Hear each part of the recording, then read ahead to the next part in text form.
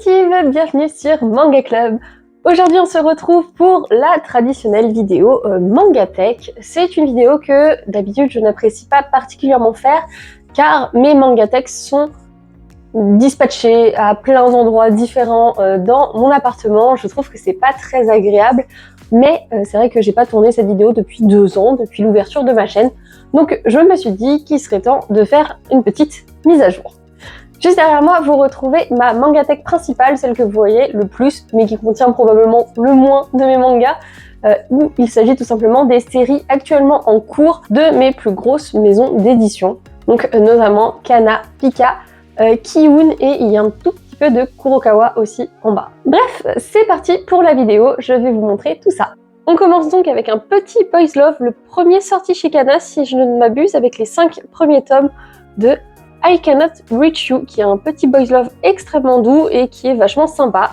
À côté, dans le catalogue Big Kana, on retrouve Les Corps Solitaires, actuellement du tome 1 à 12, donc je suis à jour sur la série. Et c'est une série dont on a appris qu'elle serait bientôt terminée aux alentours du tome 16, il me semble. Ensuite, 2 couples différents qui ont chacun des problèmes de couple, qui ont notamment un problème au niveau de l'intimité.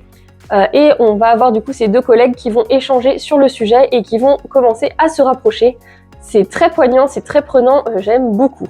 Ensuite, un titre grosse baston avec cette fois les Princesses Puncheuses du tome 1 à 7. Je suis actuellement à jour et au 7e tome, il y a eu la conclusion d'un arc. Et c'est vrai que c'est une série que je sais pas trop si je vais continuer parce que certes j'ai beaucoup apprécié ce premier arc, mais j'ai peur de me lasser au fur et à mesure. Et du coup, pour la petite histoire, on suit Scarlett, qu'on peut voir à chaque fois là sur le côté, qui est une noble qui adore combattre à la force de ses poings. Ensuite, Kowloon Generic Romance, qui est une histoire très particulière, franchement, je saurais même pas vous la pitcher. C'est de l'autrice de Après la pluie, et j'avais adoré ce titre, donc j'étais très curieuse de lire une autre de ses œuvres. Et Kowloon est clairement une sorte un peu d'ovni, tranche de vie, qui est très particulier.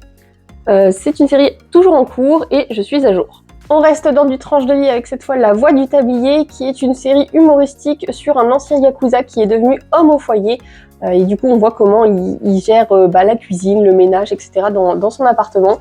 C'est très comique, c'est très humoristique. C'est pas une série où on va s'enchaîner les tomes, hein. C'est vraiment du petit gag où il faut lire un tome par-ci, un tome par-là, sinon on commence un peu à s'ennuyer. Mais ça fait bien la blague. Ensuite, on retrouve les 13 premiers tomes de Sexy Cosplay Doll. Je suis aussi à jour sur la série. Pareil, la fin a été annoncée, donc ça va pas tarder à se clôturer. Je crois que ça va aussi se clôturer aux alentours du tome 16, où on suit une passionnée de cosplay et un jeune homme dont la famille est de faire des poupées traditionnelles japonaises. Et du coup, ils vont faire un duo avec le garçon qui va coudre les tenues de cosplay de Marine, qui est fan de ça. Au début, les couvertures me faisaient un peu peur, j'avais peur que ce soit un peu trop ecchi, etc. Mais au final, c'est une très belle relation qu'il y a entre les deux. Ça me permet aussi de découvrir le monde du cosplay que je ne connais absolument pas. Et Marine et Gojo sont des protagonistes très cool à suivre.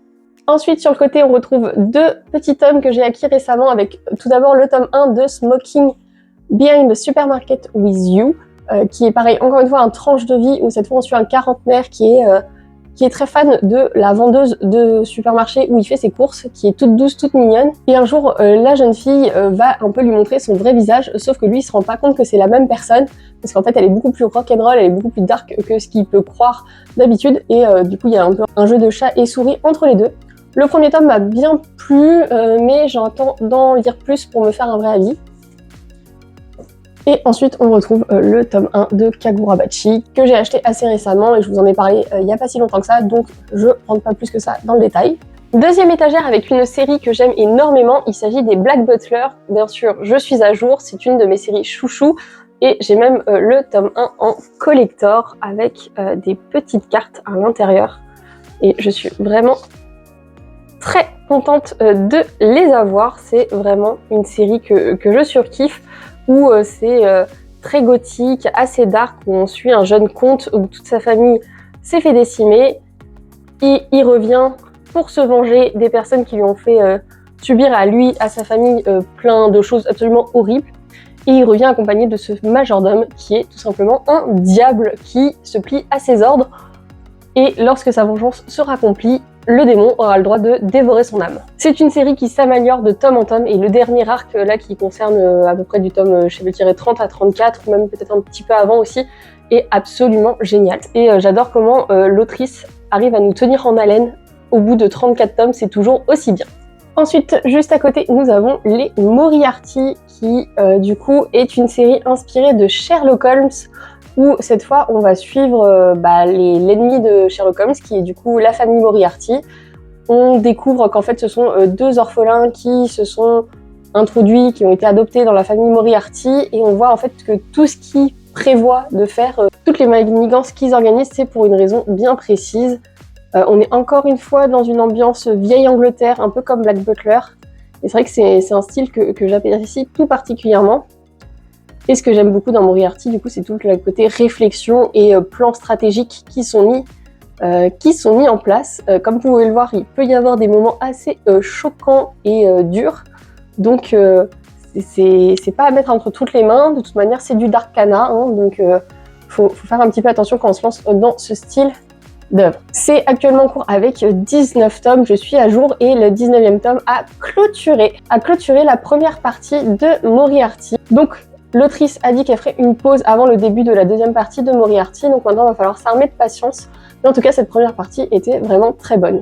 Encore du Darkana avec cette fois les 7 premiers tomes de Tokyo Aliens, qui est un manga qui est sorti quand même relativement récemment, qui suit les aventures de Sho et d'un autre garçon, j'ai plus le nom de celui-là, qui est un humain qui découvre que les extraterrestres font partie du monde normal, et qui a une agence qui est là pour les combattre. Et donc, il va rejoindre cette fameuse agence parce qu'il découvre que son père y était lié. Donc, on a notre duo de choc qui va faire des missions en lien avec les extraterrestres. Le gros point fort de l'histoire, c'est les dessins qui sont absolument sublimes. Je suis très très fan. Il y a un petit côté un peu shonen ai entre les deux, mais c'est vraiment pas choquant, c'est avant tout un gros manga de baston. Donc je vous le conseille fortement. Et c'est une série où je suis à jour avec les 8 tomes. Ensuite, un autre chouchou, il s'agit de Togenanki, où on est encore une fois sur des gros combats, avec cette fois Shiki qui pensait être un humain normal, mais découvre qu'en fait il fait partie de la race des Oni. Donc c'est une sorte de race qui est considérée comme démoniaque par les humains, et qui en gros peuvent contrôler leur sang. Sauf qu'ils sont traqués par des humains qui se font appeler les Momotaro, qui peuvent aussi utiliser des pouvoirs spéciaux. Et du coup on va avoir une vraie confrontation entre le clan des Oni et le clan des Momotaro. J'aime beaucoup parce que du coup on se situe dans le clan des Oni, c'est ce clan-là qu'on suit principalement, alors qu'ils sont considérés comme étant les méchants, donc je trouve ça intéressant de suivre ce point de vue. C'est assez cool, il y a de la belle baston, de très beaux dessins également, et c'est vrai que notre protagoniste, bien que classique, fait très bien le taf. Donc voilà, si vous cherchez un petit titre baston où poser son cerveau, celui-là fonctionne très bien également. La série est actuellement en cours avec 20 tomes, moi j'ai actuellement jusqu'au 19, et pour info, la série animée va débarquer cette année et j'espère que ce sera de la bombe et que ça permettra de plus faire connaître cette série. Et bien sûr, on attaque avec un autre de mes chouchous, il s'agit cette fois de Undead Unluck avec Fuko et Andy. On est dans un monde assez particulier où certaines personnes sont considérées comme des annulateurs parce qu'ils annulent des lois de ce monde. Donc Andy annule la mort et Fuko annule la chance. Et comme elle porte la poisse à toutes les personnes qui l'approchent, elle essaye de se tuer, mais Andy intervient en disant que son pouvoir pourrait lui être utile parce que lui, il cherche à mourir. Et au final, l'histoire est beaucoup plus complexe que ça. C'est un gros manga de baston, on pourrait un peu avoir peur à cause du côté ecchi, mais au final, c'est plus d'un côté comique qu'un côté dérangeant. Et il y a aussi de très très belles scènes de baston. Et au fur et à mesure, on rencontre pléthore de personnages qui sont très intéressants, très attachants. Et je suis extrêmement fan de la série, qui bénéficie aussi d'un animé, mais qui malheureusement, comme il était sur Disney+, peu de gens l'ont vu, et peu de gens ont persévéré au-delà de l'épisode 2-3, alors que ça décolle vraiment à partir de l'épisode 5, donc c'est assez triste. Mais pour moi, c'est un must-have. Et je suis à jour avec les 20 tomes sortis. D'ailleurs, la fin est également annoncée pour ce manga-là, qui se clôturera vers le tome 26 ou 27. On change d'ambiance avec cette fois du Ki-hoon, avec la série Kindergarten Wars. Une petite série qui fait grand bruit en ce moment, où on suit d'anciens assassins professionnels, où on leur donne une chance d'échapper à la mort s'ils deviennent professeurs dans une école maternelle pour les enfants de riches et de célèbres. Et ils sont tous un peu une personnalité décalée, donc on suit tous les combats en même temps, on suit ces anciens assassins qui essayent de se repentir. C'est assez sanglant, c'est assez rigolo, j'aime beaucoup le contraste entre les dessins et la violence qu'il peut y avoir dedans. Voilà, moi je trouve que ça casse pas de trois pattes un canard, mais c'est cool pour déconnecter. On attaque ensuite le reste de l'étagère Ki-hoon avec tout d'abord l'Éden des sorcières, qui est une série qui a été commandée par Ki-hoon, qui est vachement sympa. Le style de dessin est un petit peu atypique, mais on y suit en gros un monde qui est un peu délabré, où il n'y a plus aucune nature, c'est très aride, et les seules qui arrivent encore à communiquer avec les plantes, ce sont des sorcières, sauf qu'elles sont traquées par les humains normaux. Et on va suivre une jeune sorcière qui est assez naïve, qui va se faire avoir, et qui va du coup se mettre à la recherche du paradis perdu qui est l'Éden, qui serait un endroit fait pour les sorcières et rempli de nature. C'est mine de rien assez dark et assez sombre, donc pas à mettre forcément entre les mains de tout le monde, mais j'ai beaucoup aimé l'histoire, j'ai trouvé ça très sympathique et assez original. De toute manière, j'adore le thème des sorcières, donc je suis fan. Je possède du coup les 7 premiers tomes et le 7e tome conclut la première partie, donc on est en attente pour la deuxième. On enchaîne avec une autre série coup de cœur avec Magus of the Library. J'en ai déjà parlé récemment parce que le tome 8 vient de sortir, je l'ai lu, c'est absolument génial. C'est une série où on est dans un monde un peu imaginaire, où il y a plusieurs pays, plusieurs races. Et il y en a certaines qui sont persécutées, et on suit Shio qui est un hybride de 2 races, et il adore trouver son réconfort dans les livres. Donc lui, son but dans la vie, c'est de rejoindre la plus grande bibliothèque du monde, qui est tenue par ce qu'ils appellent des Kahuna. Et on va suivre son voyage pour parvenir à cette fameuse bibliothèque, et c'est une vraie épopée, c'est une vraie aventure qui est vraiment très cool. Je trouve que c'est un manga extrêmement touchant, qui parle de très belles thématiques. Et en plus, le dessin est absolument magnifique. Donc, je ne peux que vous conseiller de foncer dans ce tranche de vie qui a beaucoup à proposer. Ensuite, on continue avec une série suisse qui est du coup Green Mechanic. J'en ai parlé dans ma vidéo 20 questions pour ma manga tech idéale, où on est sur un post-apocalyptique assez sympa, où on suit Misha qui serait une empathe, et elle va faire la connaissance d'autres personnes, elle va rejoindre un groupe d'autodéfense, et elle, son but, c'est de retrouver Michael, son ami d'enfance qui a disparu. Elle va également récupérer un robot morphing avec lequel elle va pouvoir combattre. Et du coup, on est sur un post-apocalyptique extrêmement cool et sympa, qui, pareil, me plaît énormément. Au début, j'étais pas très convaincue par les 2 premiers tomes, mais dès que j'ai lu la suite, j'étais à fond dedans. Donc encore une série que je vous conseille. Et je suis à jour avec le 8e tome qui est sorti au mois de janvier. Et comme c'est une série bien sûr européenne, elle est assez lente à sortir. À côté, on a Earthgear, pareil, dont j'ai parlé assez récemment. C'est une série qui a été en pause pendant longtemps, mais qui a repris récemment. On est aussi dans un monde post-apocalyptique où tous les humains ont disparu, sauf une petite humaine qui s'appelle Roux, qui du coup essaye de ressusciter le robot qui l'a élevé. Et elle a rencontré ce robot qui sait très bien combattre, donc on est sur une dystopie avec action, etc. C'est cool, il y a mieux, mais c'est vrai que moi je suis pas très au fait des séries où il y a des robots ou du post-apocalyptique, donc ça me change un peu. Et il me manque un tome pour être à jour, parce que le tome 6 est sorti et que j'ai pas encore eu le temps de me le procurer. À côté, nous avons la fameuse série Frieren, qui est du coup un tranche de vie action très agréable à suivre, avec cette fameuse elfe qui voit ses anciens compagnons avec qui elle a défait le roi démon mourir tous les uns après les autres, parce que elle n'a pas le même durée de vie qu'eux, et on la voit prendre des apprentis et se relancer un peu dans une aventure. Et ce qui est très plaisant dans ce manga, c'est l'ambiance et c'est le rythme qui, je trouve, change beaucoup de ce qu'on peut avoir l'habitude pour ce style de manga. Et je suis à jour avec ces 13 tomes. On continue avec les fameux carnets de l'apothicaire, qui est une série dont pareil j'ai énormément parlé et je suis pas la seule parce que c'est un gros coup de cœur pour beaucoup, où on suit dans une Chine impériale Mao Mao, cette jeune apothicaire qui, bien qu'elle ait été envoyée malgré elle dans la cour intérieure pour servir les concubines de l'empereur, va tirer son épingle du jeu grâce à ses connaissances en plantes et en poisons, qui va la propulser du coup goûteuse pour Dame Byakuya, qui est l'une des favorites de l'empereur.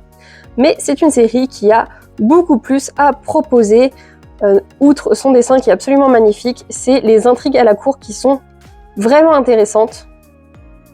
Et surtout quand on sait ce qui va se passer par la suite, vu que j'ai lu les light novels, l'histoire vaut vraiment le coup. Il y a plein de gens qui disent qu'ils s'ennuient et que c'est un peu répétitif, mais en fait tout a un but bien précis, il faut juste laisser le récit se mettre en place. En tout cas moi je trouve que c'est un petit côté tranche de vie très agréable et les petites enquêtes viennent relever tout ça. Et en plus de ça, on a une protagoniste qui change pas mal, car elle est très froide. Alors là, ça se voit pas sur la page que je montre, mais c'est quelqu'un quand même de très froid et qui sait vraiment rester à sa place. Et du coup, ça change de ce qu'on peut avoir l'habitude d'avoir. Je suis bien sûr à jour, vu que j'ai jusqu'au tome 14. Ensuite, on continue avec les 4 premiers tomes du Palais des Assassins. Donc je ne suis pas à jour vu qu'il me manque le tome 5. Je l'ai pris parce que justement on m'avait dit que ça ressemblait un peu au carnet de l'apothicaire, mais moi je trouve que c'est pas le cas, c'est juste le contexte qui ressemble, car on suit encore une fois quelqu'un dans la cour intérieure. Cette fois on suit Karine qui vient d'un clan très impopulaire parce que son père serait apparemment très cruel, serait très stratégique et ferait aussi partie d'un clan d'assassins. Du coup la pauvre petite Karine se fait souvent maltraiter, mais elle désespère pas de se faire des amis. Et en fait, la première personne qui va se montrer gentille avec elle, il s'agit de l'empereur qui est très jeune, qui est un enfant tout comme elle, et du coup elle va se jurer de le protéger des intrigues de la cour, et on va suivre du coup son évolution. Alors justement, moi ce qui me dérangeait un peu avec cette série, c'est que je trouvais que l'évolution de Karine était assez lente, mais avec le tome 4, ça m'a bien relancé, donc j'ai hâte vraiment de lire le tome 5 pour voir si ça me conforte dans le fait de continuer la série. Série suivante avec les 7 tomes de Danse du Soleil et de la Lune que j'aime énormément. L'auteur ou l'autrice a une patte graphique très particulière, mais en tout cas dans cette histoire, on va suivre un samouraï qui ne peut pas tenir d'épée car tout simplement le métal se tord quand c'est près de lui. Et lui qui pensait que du coup sa vie était finie, on va lui proposer un mariage avec cette jeune femme. Il va en tomber éperdument amoureux, sauf qu'on comprend qu'elle a un peu des intentions cachées. Et du coup, on va suivre la vue de Kyosuke et de sa femme, sauf que bien sûr, il va leur arriver des bricoles, et du coup, il va falloir qu'ils partent un peu en pèlerinage et qu'il essaye de comprendre un peu tous les mystères qui entourent son fameux pouvoir. C'est très beau, c'est très bien. C'est très bien fait, les scènes d'action sont sympas. J'aime beaucoup le côté un peu folklorique qu'il peut y avoir. Donc encore une série que je vous conseille. Elle sort vraiment très doucement comme série. Du coup, ça vous laisse le temps de vous mettre à jour sur ce manga qui est vraiment très très bien. Et pour ceux qui connaîtraient, c'est aussi l'autrice de Kazane, la voleuse de visage. Vous l'aurez peut-être reconnue aux couvertures. Et je suis à jour avec son tome 7. Ensuite, une série assez récente, il s'agit de My Dear Detective avec ses 3 premiers tomes. Il faut que je me procure le tome 4 pour être à jour. Moi qui adore les enquêtes, j'étais vachement intriguée par cette série, mais c'est vrai qu'elle a eu tendance un petit peu à me décevoir parce que c'est plus des enquêtes de quartier que des enquêtes policières un peu plus impressionnantes. Mais on y suit dans un vieux Tokyo des années 20, je crois. On y suit du coup la première enquêtrice femme, et du coup elle essaye de se faire sa place à Tokyo avec ses connaissances, et elle va faire équipe avec ce jeune garçon qui apparemment est un riche héritier, qui a une personnalité un peu spéciale, on va dire qu'il est haut en couleur, et ensemble ils vont résoudre des petites enquêtes de quartier. C'est mignon, c'est frais, c'est joliment dessiné, mais c'est vrai que ça casse pas 3 pattes à un canard. Moi je la garde parce que j'adore le côté enquête, et que les années 20 aussi c'est assez sympa à suivre, mais il y a clairement mieux si vous aimez les histoires d'enquête. On continue cette fois avec Kamisama School, de la même dessinatrice que les carnets de l'apothicaire, enfin même que l'auteur des carnets de l'apothicaire. C'est beaucoup plus doux, beaucoup plus tranquille que les carnets de l'apothicaire, je trouve, où on suit une jeune fille, où en gros les gens, pour devenir des dieux, ils doivent passer par une école, donc d'où Kamisama School, et elle est dénuée de pouvoir. Par contre son frère en possède de très grands. Sauf qu'un jour, elle va sauver un jeune garçon et on va comprendre qu'elle aurait peut-être des pouvoirs. Du coup, un dieu très puissant va la recommander pour intégrer l'école et on va suivre son parcours au lycée. Donc elle va se faire des amis, des connaissances. C'est assez mystérieux au niveau de son pouvoir, donc on essaye d'enquêter un petit peu aussi là-dessus. Mais ouais, c'est très school life, très tranquille. Il y a quand même des petits moments d'action, mais comme vous pouvez le voir, c'est bien dense, hein, c'est des gros pavés avec beaucoup de texte. Ça se lit bien, mais c'est vrai que je trouve la série très inégale. Je trouve que certains tomes sont vraiment excellents et d'autres sont vraiment en deçà. Donc c'est vrai que j'ai du mal à me faire un avis sur cette série. En tout cas, je possède 6 tomes sur les 7. Le 7e est sorti au mois de janvier et j'ai pas encore eu le temps de me le prendre. Ensuite, on passe à du Pika avec Ton visage au clair de lune, qui est clairement une romance lycéenne qui est excellente, où on suit Yoi, qui est considérée comme un prince dans son lycée parce qu'elle est, malgré que ce soit une femme, elle est très gentleman, elle a de très belles attitudes et elle va faire la connaissance de l'autre prince du lycée qui est un gosse de riche, c'est un but sans personne avec une personnalité très éloignée de la sienne. Et au fur et à mesure, on va les voir se rapprocher. C'est très mignon, c'est très sympa. Si vous aimez la romance, je pense que vous allez être fan. Et du coup, je possède les 8 tomes sortis. Et toujours chez Pika Shoujo, j'ai pris leur petite nouveauté, enfin c'était la nouveauté de l'année 2024, qui est du coup You're My Soulmate, où cette fois on est sur une romance un peu plus mature, car on va suivre des gens qui sont à l'université, et notamment on va suivre cette demoiselle qui aimerait trouver un peu son prince charmant, enfin avoir un copain. Et en allant en boîte de nuit avec sa copine, elle va faire la connaissance de Yori. Et du coup on suit Yori et Yuki dans la quête de Yuki pour se trouver un petit copain. C'est frais, c'est sympa, c'est un peu plus mature et un peu plus rythmé que les romances lycéennes, donc c'est vrai que ça apporte un vrai plus. Et je possède 3 tomes sur les 4 de sortie. Ensuite, petite série bonbon qui est Toilet Bonne Hanako-kun. Pareil, j'en parle relativement souvent. C'est une série où on mélange du school life avec une vie assez yokai, esprit. Il y a un petit côté gothique, mais en tout cas on suit Néné qui demande à Hanako, qui est l'esprit des toilettes, de exaucer son vœu parce qu'elle aimerait être aimée. Sauf que ça va pas se passer comme prévu, elle va se retrouver maudite. Et pour retrouver un peu sa vie normale, il faut qu'elle élucide les 7 mystères de son lycée. Il va vraiment se passer plein de choses, c'est beaucoup plus sombre que ce qu'on pourrait croire au premier abord. Mais en tout cas, Néné et Hanako-kun sont vraiment adorables. C'est vraiment une histoire très prenante, je trouve. Une fois qu'on commence Toilet Bonne Hanako-kun, soit on adore, soit on déteste. Moi, j'ai adoré. Et c'est vrai que je suis très très fan de la série et surtout de son style graphique que je trouve magnifique. Et je possède les 21 tomes sortis actuellement. Juste à côté, une série Pika que j'aime énormément, qu'il s'agit de The Witch and the Beast, qui est également dans une ambiance assez gothique, c'est pour ça que je l'ai mis à côté, qui est dessiné absolument de manière magnifique. Je suis trop fan de son style, du style de l'auteur, où on suit une jeune femme qui en gros fait la chasse aux sorcières car elle a été maudite par une sorcière. Et elle est accompagnée de Ashaf qui est un magicien qui l'aide dans sa quête à condition qu'elle remplisse des missions avec lui. Et du coup ils sont en prioritaire sur toutes les histoires de sorcières. Donc on les voit les traquer. C'est très sombre, il y a des histoires vraiment glauques à l'intérieur. Mais je suis vraiment très fan de tout ce qui se passe à l'intérieur. Il y a du gore, il y a des enquêtes, il y a de la magie. C'est beau. Moi, je suis fan. Mais c'est vrai que c'est une série qui plaît pas forcément. J'entends pas mal de gens qui disent qu'ils ont tenté le tome 1 et le tome 2 et que finalement ils n'ont pas accroché, mais moi je suis à fond dans cette série qui est clairement un de mes gros coups de cœur de toute ma mangatech. Malheureusement l'autrice a des problèmes de santé, donc ça fait longtemps qu'on n'a pas eu de tome, mais je suis à jour avec son 10e et dernier paru.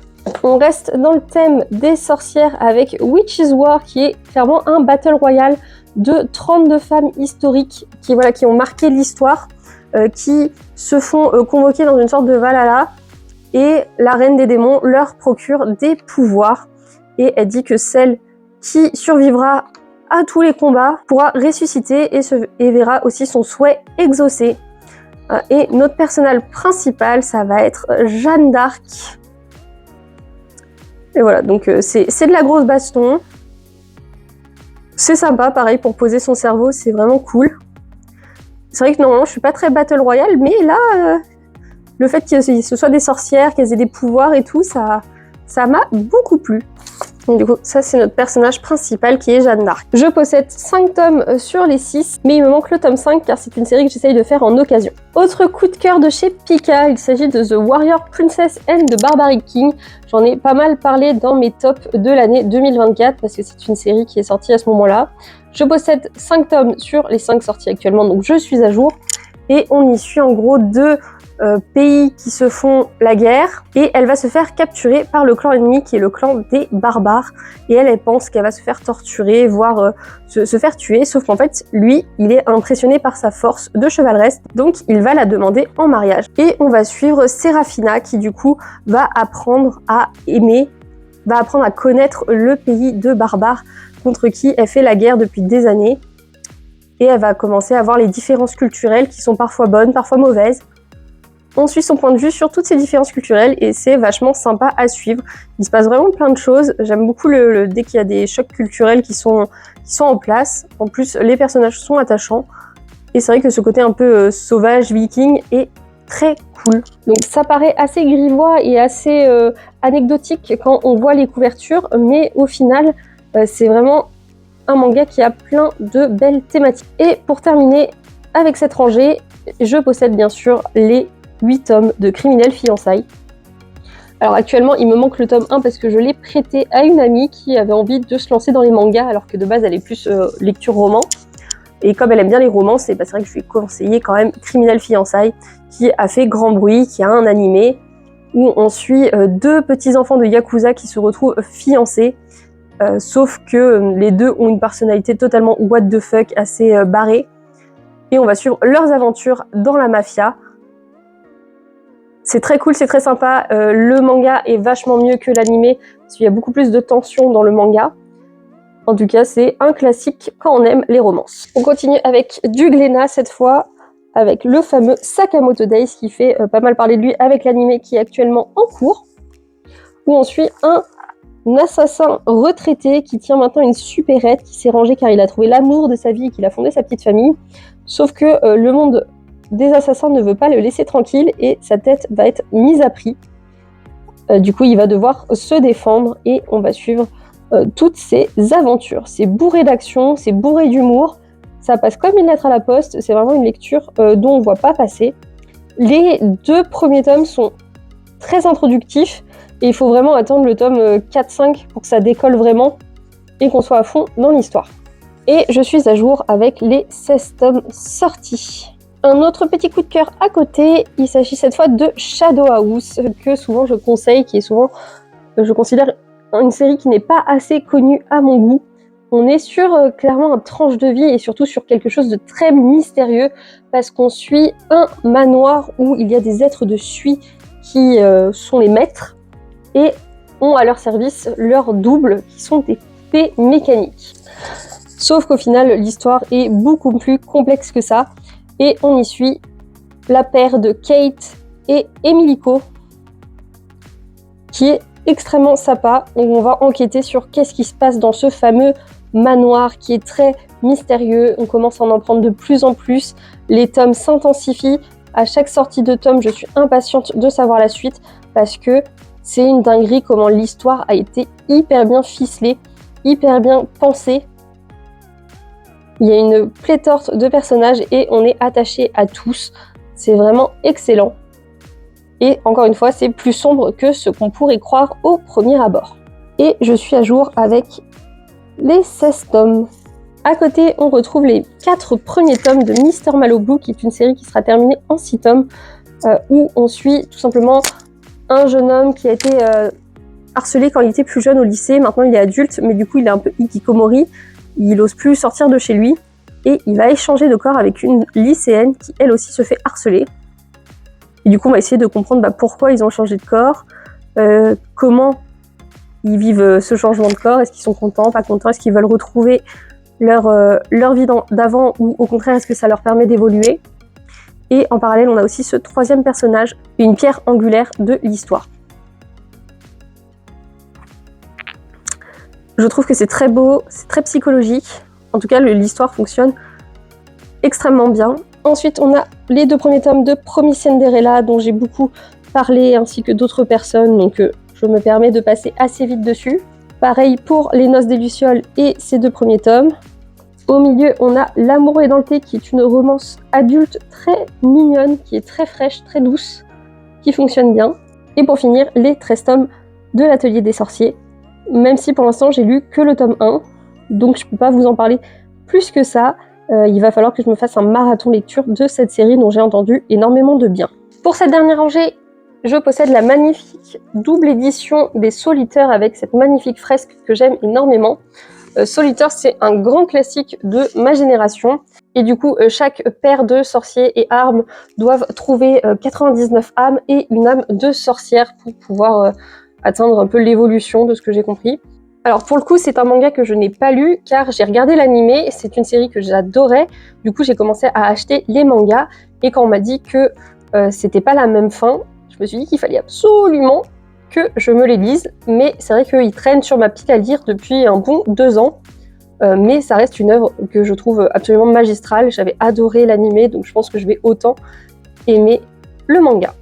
Et du coup, comme vous pouvez le remarquer, on est passé à du Kurokawa. C'était déjà le cas pour Solitaire. Mais du coup, là, on a les 14 tomes de Spy Family. Un petit spoil sur un de mes achats du mois de mars. Enfin, on me l'a offert d'ailleurs. Spy Family, c'est un grand classique, c'est de l'action, c'est de l'humour, ça fonctionne extrêmement bien. Mais en gros, on suit 2 pays qui sont en guerre froide. Et pour éviter que la guerre reprenne plus que ça, Twilight, un espion, est envoyé pour infiltrer une école prestigieuse du pays adverse. Et du coup, il va se fabriquer une fausse famille avec une fausse fille, une fausse femme. Et on va suivre leurs péripéties. Le point fort vraiment de Spy Family, c'est son humour. Donc c'est vrai qu'il y en a plein qui s'attendaient à quelque chose de très action. Mais c'est vrai qu'il y a un bon mélange des deux entre action et humour. Mais ça n'empêche que pour moi, c'est un excellent manga. C'est vrai qu'il y avait une petite baisse de régime à un moment donné, vers peut-être les tomes 8, 9. Après, là, avec le tome 13 et le tome 14, je trouve que c'est extrêmement bien reparti. Autre série que j'apprécie énormément, il s'agit de Chroniques de la mariée de Bretagne, qui va parler un peu d'une guerre d'héritage pour le territoire de la Bretagne. C'est beaucoup de complots, c'est beaucoup de faits historiques, c'est super intéressant, c'est bien romancé, il y a de l'action, il y a du mystère, il y a des complots. On est vraiment sur le style d'histoire que j'adore, et le fait que ça se passe en France rajoute une grosse plus-value, je trouve, et ça me permet en plus de redécouvrir une partie de l'histoire de la France que je ne connais pas très bien, il faut dire ce qui est. Donc moi, c'est un gros coup de cœur. Et du coup, je suis à jour avec les 3 tomes sortis. She's Beautiful, il me manque un tome pour être à jour, mais c'est une série qui sera terminée en 6 tomes, donc je ne suis pas si pressée que ça de les acheter tant que les 6 tomes ne sont pas sortis. Où on va suivre des enfants qui sont élevés dans une sorte de bulle, et on va suivre des années plus tard cette jeune fille qui va se réveiller dans un corps d'adulte, et sa mémoire s'efface à chaque fois. Et donc du coup elle est un peu perdue parce qu'elle se retrouve à l'extérieur de l'enclos dans lequel elle a été élevée, et elle se pose plein de questions, et on va suivre en fait le mystère de cette vie à l'extérieur, le mystère du fait que sa mémoire se fasse effacer. Et c'est très intéressant, c'est très cool, c'est un bon thriller. Mais c'est vrai que pour l'instant, en 3 tomes, c'est encore bien mystérieux, j'ai hâte d'avoir le dénouement. Et pour finir cette première mangatech, j'ai également les 3 tomes de Remède Impérial, donc je suis à jour sur la série. Encore une fois, on y retrouve une petite vibe, un peu les carnets de l'apothicaire, parce qu'on va être dans une Chine impériale, et cette fois on va suivre une vraie médecin qui va se faire recruter par l'héritier de l'empereur. Et il va y avoir surtout une sorte de guerre entre la médecine et la croyance. Pour l'instant, c'est assez introductif. Je sais pas trop à quoi m'attendre pour la suite. En tout cas, ça se passe bien, c'est cool. Ça se lit bien, j'aime bien l'ambiance, j'aime bien le dessin, c'est joli. Maintenant, j'attends d'en lire plus pour être totalement convaincue encore par la série. On est passé du coup au deuxième meuble qui me sert de mangatech. Et comme vous pouvez le voir, la plupart de mes mangas sont couchés tout simplement parce que je n'ai pas la place si je les rangeais normalement. En fait, je pourrais en mettre beaucoup moins. Et comme j'ai beaucoup de mangas, je n'ai pas d'autre choix que de les mettre comme ça. Donc, comme vous pouvez le voir, j'ai pas mal de Megan sur la première ligne, avec tout d'abord les 2 premiers tomes de One Half of a Married Couple, qui est une série terminée en 8 tomes sur une femme qui suspecte un adultère. Et pour l'instant, ces 2 premiers tomes étaient vraiment bons. Ensuite, on a du Seven Time Loop, qui est une femme qui a déjà vécu 7 vies différentes. À chaque fois, elle meurt à son 21e anniversaire. Et dans cette nouvelle vie, elle va se retrouver fiancée à la personne qui l'amène à sa perte dans chacune de ses précédentes vies. C'est cool, c'est pas mal, mais honnêtement, je commence un petit peu à me lasser, donc j'espère que le 7e tome va relancer de l'intérêt. En tout cas, je suis à jour sur la série avec ses 6 tomes.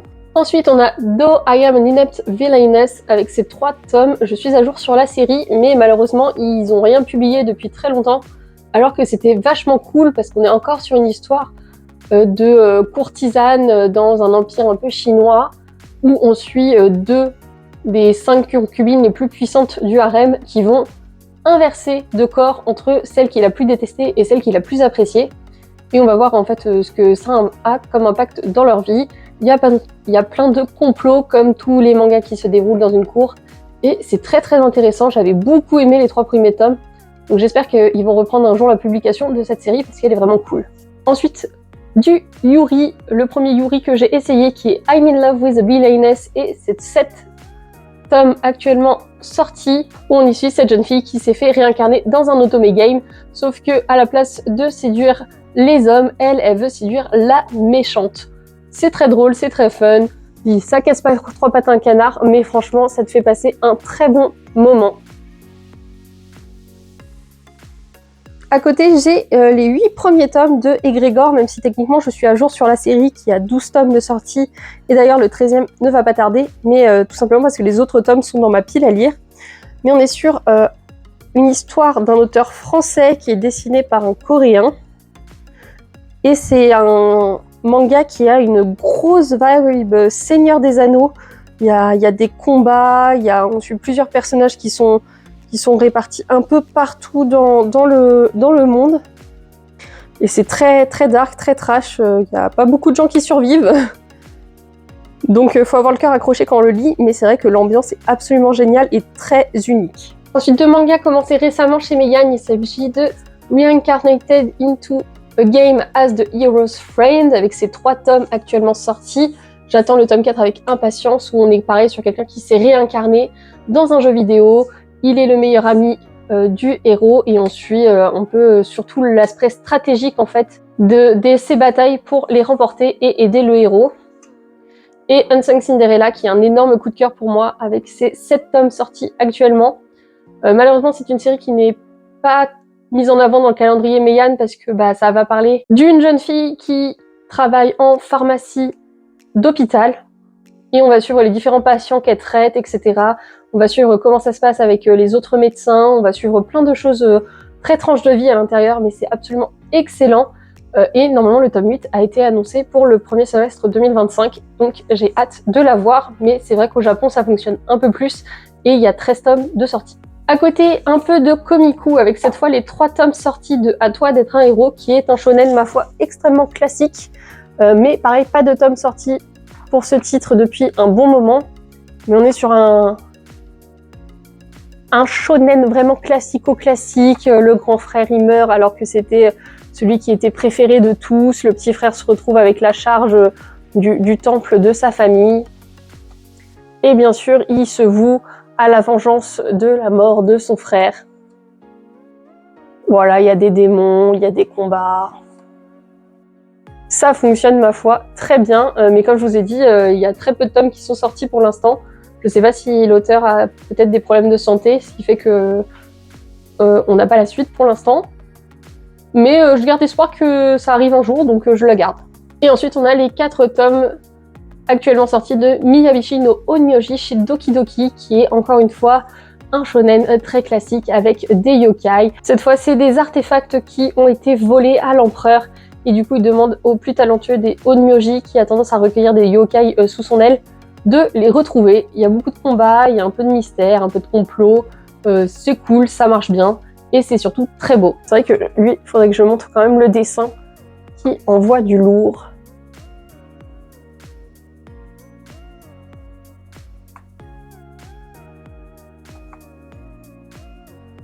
Derrière la première rangée, on retrouve encore du Doki Doki avec cette fois Je suis un assassin et je surpasse le héros, qui est un isekai où toute une classe est transportée dans un monde magique et on va découvrir un peu que le loser de la classe, celui qui veut pas attirer l'attention sur lui, est finalement bien cheaté, sauf que ça va attirer, on va dire, de l'attention non désirée, et on va comprendre que la raison pour laquelle ils se sont fait invoquer n'est pas forcément la meilleure.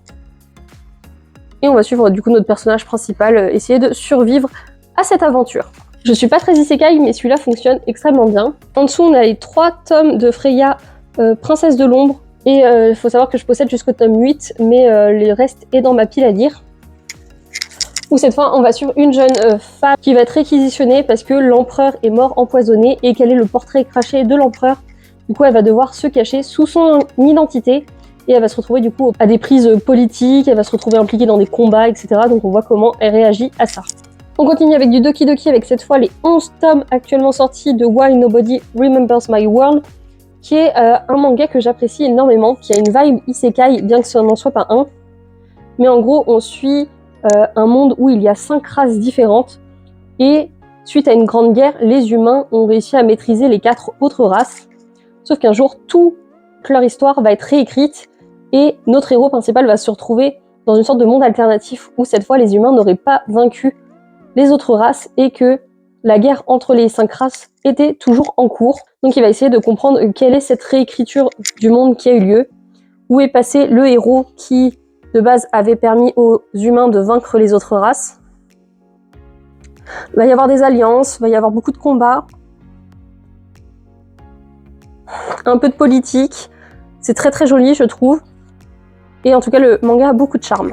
À côté, vous pouvez voir les 12 tomes actuellement sortis de Talentless, qui est une série dont j'ai pas mal parlé déjà, notamment parce que son tome 12 est sorti assez récemment. C'est une série que j'apprécie énormément. C'est une histoire très complète où en 12 tomes, on a déjà 3 parties d'histoire qui se sont démarquées, on va dire. Donc c'est très très complet, il se passe vraiment plein de choses. C'est joli. Ça se passe clairement dans un univers dystopique. Et je peux que vous conseiller de commencer la série. C'est un petit peu lent au début, mais ça vaut le coup de s'accrocher et de continuer. C'est des gros pavés en plus, donc vous en avez pour votre argent. Bref, lisez Talentless. Et à côté, on retrouve 2 séries de chez Ototo, avec tout d'abord l'intégralité de La Petite Faiseuse de Livres, avec tout d'abord les 7 premiers tomes de la partie 1, et ensuite les 7 premiers tomes de la partie 2.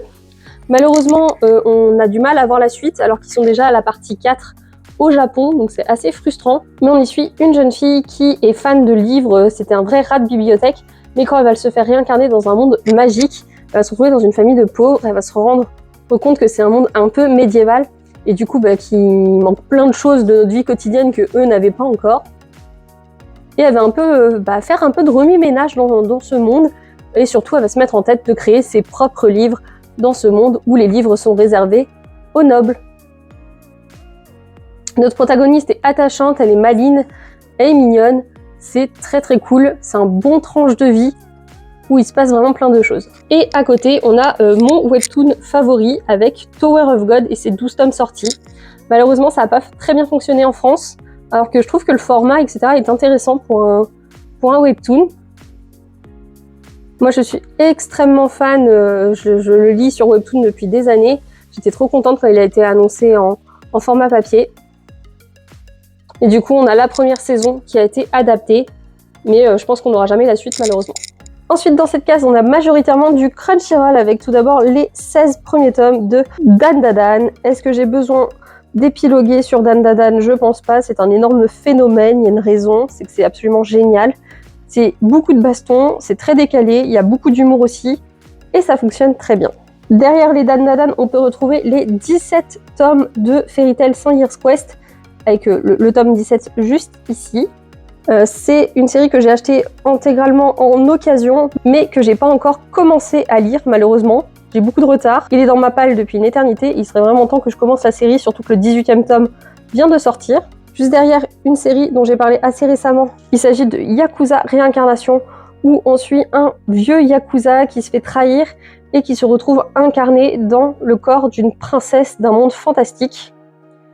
Et du coup, ce qui est très cool à suivre, en fait, c'est le contraste entre la manière dont il parle en tant que vieux Yakuza et le fait qu'il se retrouve dans le corps techniquement d'une frêle princesse, même si au final, il envoie du lourd, il y a du combat, il y a des pouvoirs. C'est vraiment très stylé. Il y a un petit côté un peu gore dans la manière dont c'est dessiné. Bref, pareil, si vous aimez les grosses bastons, Yakuza Réincarnation, ça fonctionne très très bien. En dessous, on a les 8 tomes de Call Game, qui est un peu comme Freya, Princesse de Londres, mais je trouve en beaucoup mieux écrit. Après, c'est peut-être parce que j'ai lu les 8 tomes de Call Game, alors que j'ai pas encore lu les 8 tomes de Freya. On est sur une jeune femme qui est la 8e princesse de son pays, ou quelque chose comme ça, et qui est envoyée dans un pays ennemi dont ils ont très très peu de connaissances parce qu'il est extrêmement fermé aux échanges. Sauf que quand elle va arriver, elle va comprendre qu'elle n'est pas la seule princesse à avoir été envoyée en tant que future épouse. Au total, elles sont 5. Et sentant le traquenard arriver, elle va décider d'échanger sa place avec sa cousine qui était sa suivante pour essayer de survivre parce qu'elle ne compte pas se marier sans amour. Mais elle va surtout se retrouver dans les méandres des complots politiques. Elle va rencontrer le roi du pays et elle va essayer de faire en sorte qu'il arrive à mener la politique dont il a envie. C'est très bien écrit, ça prend aux tripes. Franchement, Call Game, je vous le conseille. Il y a clairement une vibe un peu Game of Thrones, mine de rien, même si c'est assez adouci. C'est très très bien fait. Et pour terminer avec cette case, je possède les 8 tomes de Mariage Toxine. Encore une fois, un titre qui mélange action et humour et qui le fait de manière très sympa. On est cette fois sur un clan d'assassins qui est spécialisé dans les poisons. Et Gero est censé prendre la suite du chef de clan. Sauf que pour ça, il faut qu'il se marie. Sauf qu'il ne compte pas se marier sans amour, du coup il fait appel à une arnaqueuse pour l'aider à trouver sa future femme. Il y a beaucoup de combats, il y a beaucoup d'action, c'est ponctué de plein de scènes d'humour, c'est plutôt bien dessiné. Mais pour moi, c'est clairement un sans faute ce manga. C'est assez déliré aussi. Malheureusement, je ne le vois pas beaucoup passer. Alors pour moi, c'est clairement un de mes chouchous du moment. Et ensuite, on a des plus petites maisons d'édition, comme par exemple Panini, avec les 3 premiers tomes des Licorice Recoil, qui de base était un animé qui ensuite a été adapté en manga, donc c'est le contraire de d'habitude, où on suit des jeunes orphelines qui ont été entraînées par l'État à être des tueuses, sauf que Chisato, la petite blonde, elle va un peu se rebeller contre l'ordre, donc elle va être envoyée dans une section un peu à part qui gère les tracas quotidiens, et Takina, qui va avoir refusé de suivre un ordre, va être envoyée à ses côtés. Sauf que Takina, elle veut vraiment retourner dans la branche principale. Et du coup, on va suivre leur mission. Du coup, il me manque le tome 4 pour être à jour. Autre série de chez Panini, il s'agit de Sword of the Demon Hunter, qui est une série très classique, mais qui fonctionne, ma foi, très bien. On comprend aussi dans le tome 1 qu'il va peut-être y avoir une histoire de voyage dans le temps, mais on suit de base un garçon qui est censé être le protecteur de son village, sauf que le village va être décimé par des démons, et il va jurer de se venger. Mine de rien, c'est assez tranche de vie, même s'il y a beaucoup d'action, parce qu'on va suivre du coup Jinya, notre personnage principal, qui est demandé sur plusieurs missions surnaturelles, et on va le voir à chaque fois comment il les résout. Et c'est vrai que pour l'instant, on n'a pas trop le fil rouge de l'histoire de sa vengeance. Pour l'instant, ça n'avance pas beaucoup. Mais malgré que ce soit classique, ça fonctionne très très bien. Derrière, on a les Vega Dupuis avec les Primal Gods in Ancient Time, qui sont clairement un de mes mangas favoris, où on suit dans des temps anciens, là où les dieux vivaient encore parmi nous, au Japon.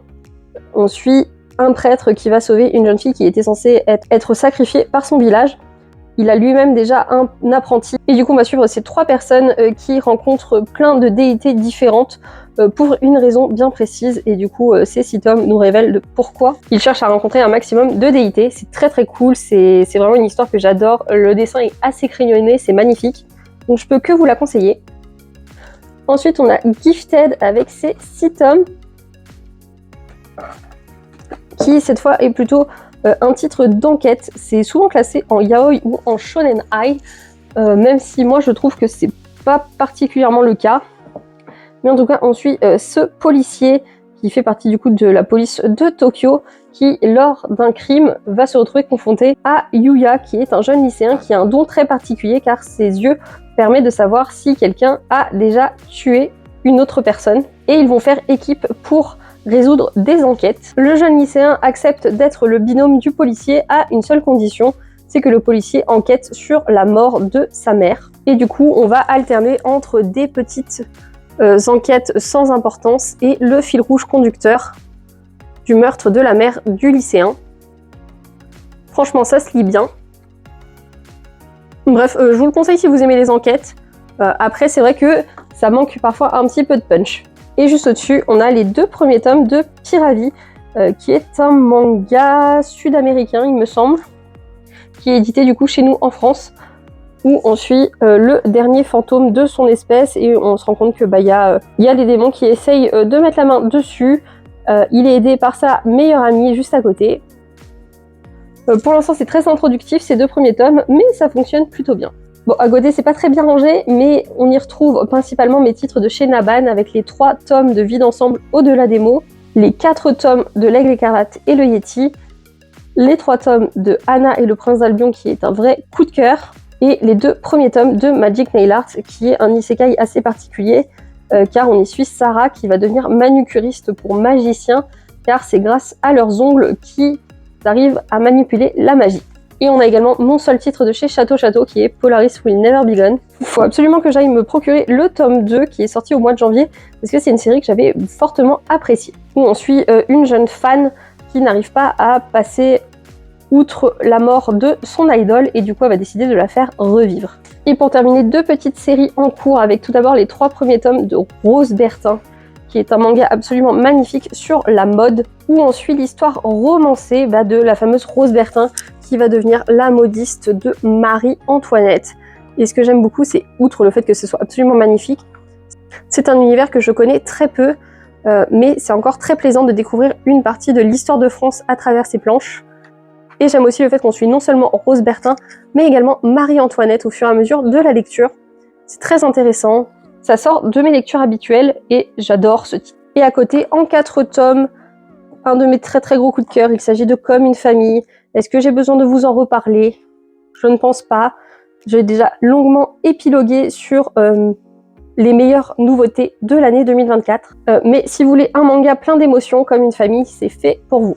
On passe à la case d'après avec cette fois mes mangas de chez Les Arts Noirs avec tout d'abord Couteau et Piment Vert qui a été ma plus belle découverte de l'année 2024. C'est un manga tranche de vie qui mélange également le thème de l'après-guerre, le thème de la différence d'âge, du mariage arrangé, de la place de la femme dans la société et de la cuisine. Bref, plein de choses passionnantes. C'est extrêmement bien écrit. Le style de dessin n'est pas forcément magnifique, mais ça fonctionne extrêmement bien. Et c'est vraiment une série que je ne peux que vous conseiller de commencer. Surtout si vous aimez le tranche de vie. Juste en dessous, on a les 6 premiers tomes du Vendeur de magasins de vélo, qui est pareil, encore une fois, un tranche de vie, où cette fois on va être sur de la romance un peu plus mature, sur une jeune fille qui a un peu de mal à s'affirmer, qui va faire la rencontre d'un garçon un peu punk, et ils vont commencer une relation ensemble, et on va suivre leur vie à 2. C'est joli, c'est mignon, c'est encore une fois très bien écrit, j'aime beaucoup l'évolution des personnages au fur et à mesure des tomes, et il me tarde de découvrir le tome 7, parce que à la fin du tome 6, il y a une grosse révélation. Ensuite, le reste de la case est dédié au Mana Books, avec tout d'abord mes 11 tomes de Final Fantasy Lost Strangers, qui est une série qui est tirée de l'univers de Final Fantasy. C'est un isekai où un frère et une sœur se retrouvent dans les univers de Final Fantasy, mais qui sont un peu mélangés, on va dire. Il y a des choses qu'ils reconnaissent, d'autres non, sauf que la sœur va mourir assez rapidement, et du coup on va suivre la quête du grand frère pour essayer de la sauver. C'est rempli d'actions, de monstres. Il va aussi rejoindre une troupe d'aventuriers qui sont très attachants. Après, le problème, c'est que ça sort vraiment de manière très épisodique. et c'est un peu dur du coup de suivre de tome en tome. En tout cas, ils sont bien fournis, ils sont assez épais.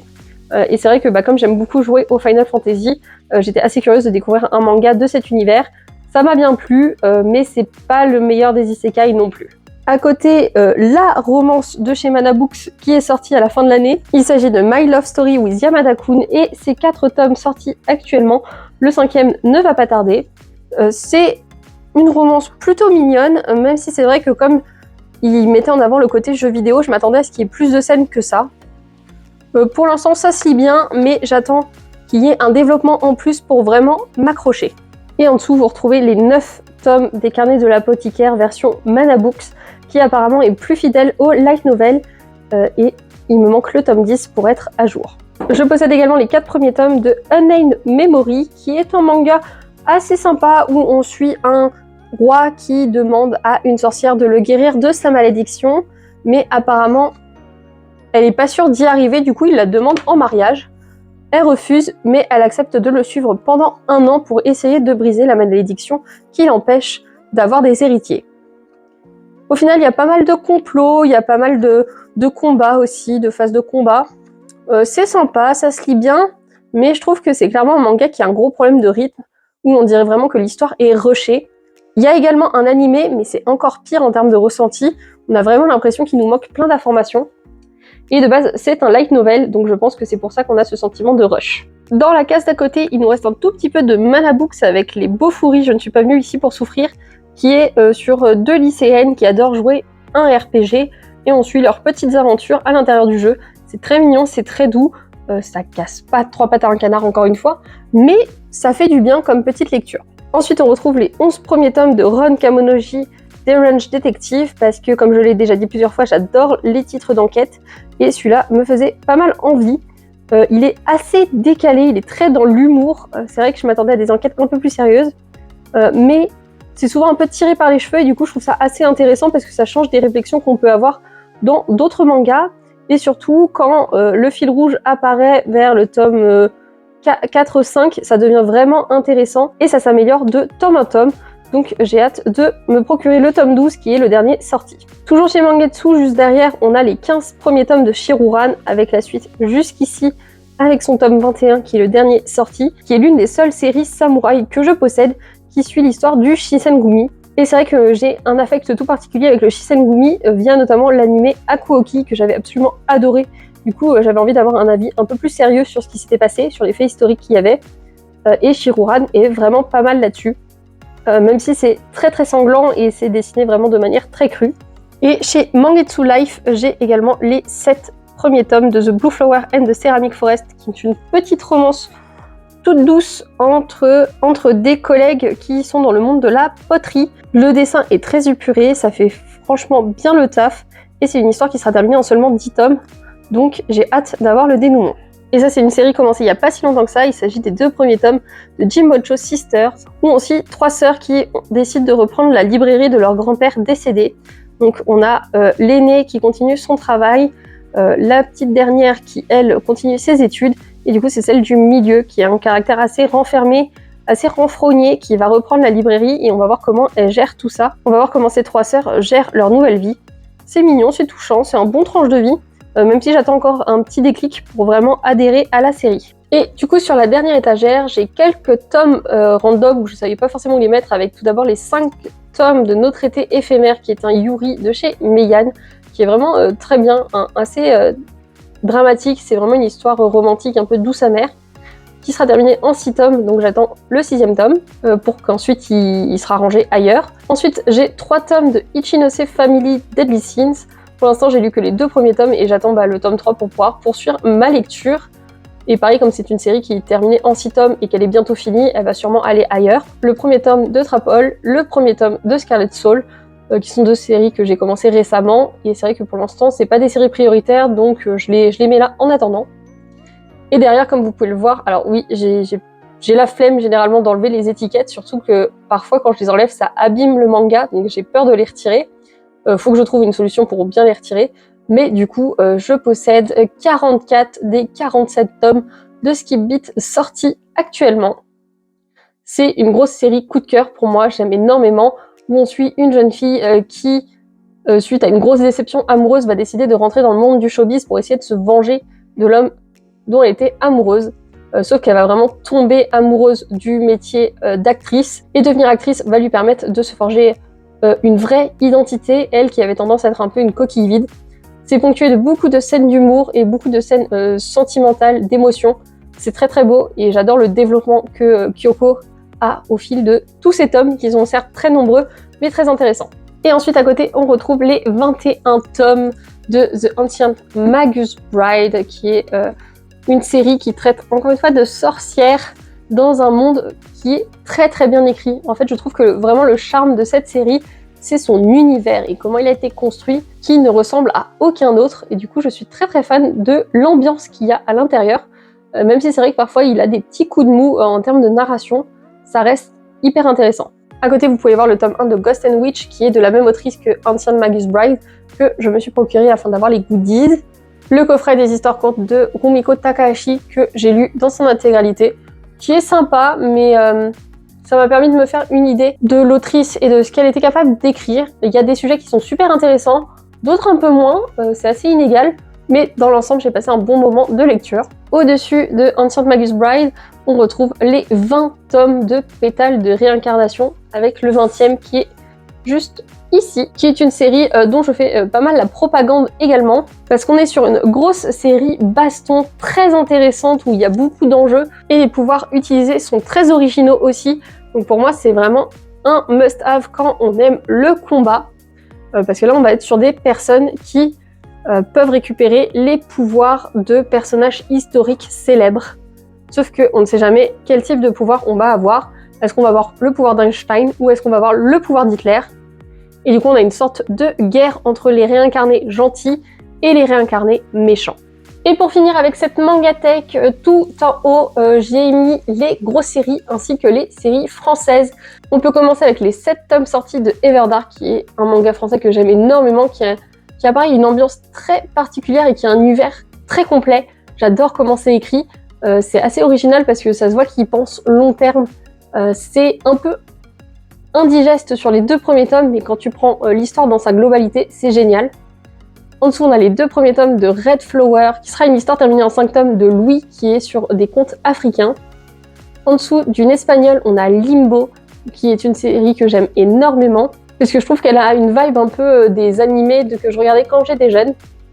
Ensuite, de l'autrice Banra, on a les 3 tomes de Ayakashi, Légende des 5 royaumes, dont j'ai parlé lors de mon marathon lecture, donc je rentre pas forcément dans le détail.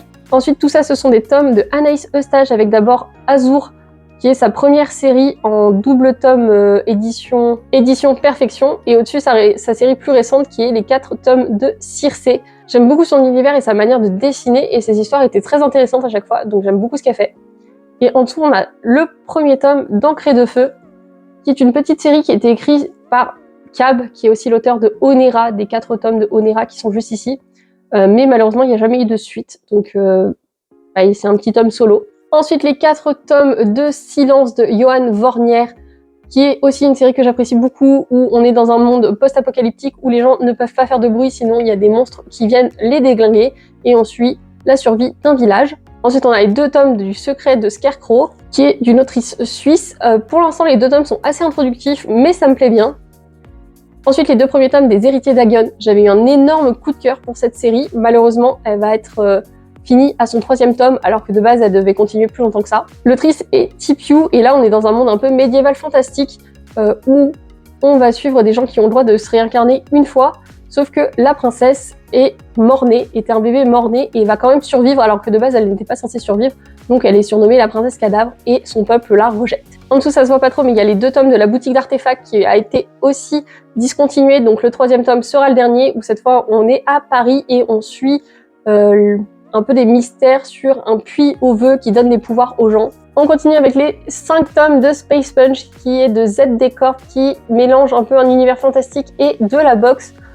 Et on suit également 2 frères qui sont liés à des artefacts magiques. On suit un policier et un qui se retrouve un peu dans le monde de la pègre, donc ils se retrouvent un peu en confrontation l'un l'autre. Au-dessus, on a Sleepy Boy, j'adore l'univers de Sleepy Boy. Je trouve qu'il y a un peu une ambiance vieux dessin animé. Je regardais quand j'étais jeune, c'est d'une autrice allemande et ça fonctionne très très bien. Au-dessus, Reaper, un très très gros coup de cœur de Geronimo Cejudo qui est sur un monde post-apocalyptique où on voit les humains qui essayent de survivre et il y a un humain qui a l'air assez spécial parce qu'il arrive à survivre à l'environnement toxique que la Terre est devenue. Au-dessus, les 2 premiers tomes de Wakfu la Grande Vague qui est du coup la saison 5 de Wakfu que j'aime beaucoup. À côté, les 19 tomes sortis actuellement de Radiant qui est une série pour laquelle j'ai eu un énorme coup de cœur récemment. Pareil, j'en parle dans ma vidéo marathon lecture, j'en parle aussi dans mon bilan lecture. C'est une très très belle découverte de Tony Valente. Et du coup, derrière, on peut retrouver mes grosses séries avec mes One Piece qui ne sont pas encore en coffret, les 41 tomes de MHA, les 34 tomes de Fire Force, et à côté de Fire Force, ça se voit pas, mais il y a les 30 tomes de Blue Exorcist. Je vais m'arrêter là pour la première partie du coup de ma vidéo Mangatech parce que je pense que j'ai déjà montré une bonne partie de ma collection. Donc c'est mes 2 étagères principales. Dans la deuxième partie, il faudra que je vous présente Meyoi, Soleil Manga et Nobinobi que j'ai pas encore montré. J'ai également 2 petites Mangatech consacrées aux séries courtes. J'en avais déjà fait une vidéo à part, mais entre temps ça a un petit peu bougé, donc je vous la remontrerai à nouveau. Il y a également mes webtoons qu'il faut que je vous montre. Et mon gros meuble d'entrée dans lequel la plupart des séries finissent et stockées. Bref, j'espère que la vidéo vous a plu. N'hésitez pas à échanger avec moi dans les commentaires sur ma collection, qu'est-ce que vous en pensez, quel titre manque-t-il par exemple, parce que c'est vrai que il me manque je pense beaucoup de classiques que je n'ai jamais lus. Dans l'ensemble, je suis assez à jour sur ma Mangatech, donc je suis très contente là-dessus, mais il me tarde de découvrir encore plein d'autres séries. N'hésitez pas à me conseiller. Je vous lirai avec plaisir. En tout cas, on se retrouve vite pour une prochaine.